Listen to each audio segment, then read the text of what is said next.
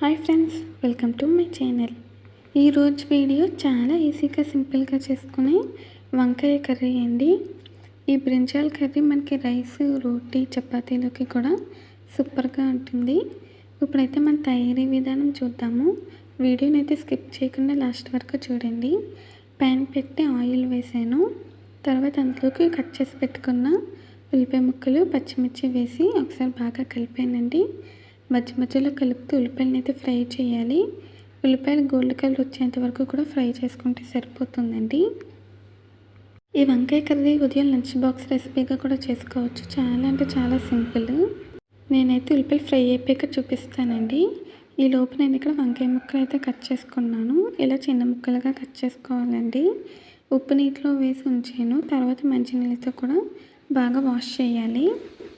వంకాయలు వాటర్లోనే ఉంచాలండి, లేదంటే కలర్ చేంజ్ అయిపోతుంది. ఇప్పుడైతే మనకు ఉల్లిపాయలు కూడా ఫ్రై అయిపోయినాయండి. ఇలా ఫ్రై అయితే సరిపోతుంది. ఇప్పుడు ఒకసారి బాగా కలిపానండి. తర్వాత ఇందులోకి మనం కట్ చేసి పెట్టుకున్న వంకాయ ముక్కలు వేసేయాలి. వాటర్ లేకుండా ఓన్లీ వంకాయ మాత్రమే వేయాలండి. వంకాయలు వేసేసాక ఒకసారి బాగా కలిపి మగ్గించాలండి. వంకాయలు కూడా మనకి కలర్ చేంజ్ అవుతుంది. అప్పటి వరకు కూడా మధ్య మధ్యలో కలుపుతూ మగ్గించాలి. నేనైతే మీకు వంకాయలు మగ్గిపోయాక చూపిస్తానండి. మీరు కనుక ఫస్ట్ టైం మా ఛానల్ చూస్తున్నట్టయితే ప్లీజ్ లైక్, సబ్స్క్రైబ్ చేయండి. చూడండి ఫ్రెండ్స్, ఇప్పుడు ఇంకా మనకి వంకాయలు అయితే మగ్గాలి. ఈ కర్రీ మొదటిసారి చేసే వాళ్ళు కూడా చాలా ఈజీగా పర్ఫెక్ట్గా చేయొచ్చండి.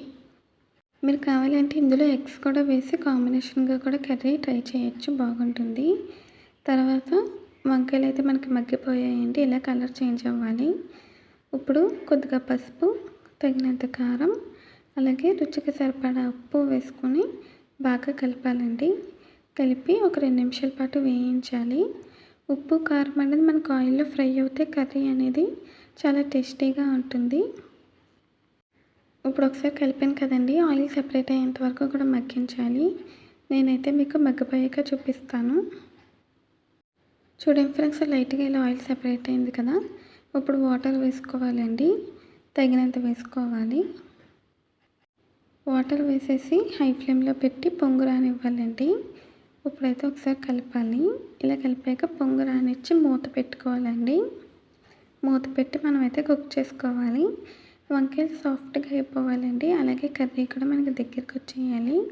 చూడండి ఫ్రెండ్స్, పొంగు వచ్చింది కదా. మూత పెట్టేసి లో ఫ్లేమ్లో పెట్టేసానండి. ఇప్పుడైతే మధ్య మధ్యలో కలుపుకుంటూ కర్రీని ఉడికించాలి. నేనైతే మీకు ఉడికిపోయాక చూపిస్తానండి. చూడండి ఫ్రెండ్స్, ఆల్మోస్ట్ దగ్గరికి వచ్చింది. కొద్దిగా వాటర్ ఉందండి. ఇంకొంచెం దగ్గరికి వచ్చే వరకు కూడా ఫ్రై చేసుకోవాలి. ఆయిల్ సెపరేట్ అవ్వాలండి. అప్పుడు మనకి రెడీ అయిపోయినట్టు. వంకాయలు కూడా చాలా సాఫ్ట్గా కుక్ అయిపోయాయి. చూడండి ఫ్రెండ్స్, హై ఫ్లేమ్లో పెట్టి నేను ఆయిల్ సెపరేట్ అయిందండి. ఇప్పుడు స్టవ్ ఆఫ్ చేసేసాను. అంతేనండి, చాలా ఈజీగా టేస్టీగా మనకి వంకాయ కర్రీ రెడీ అయిపోయింది.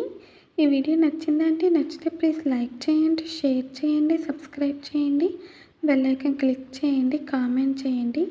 మళ్ళీ కలుద్దాము. Bye friends.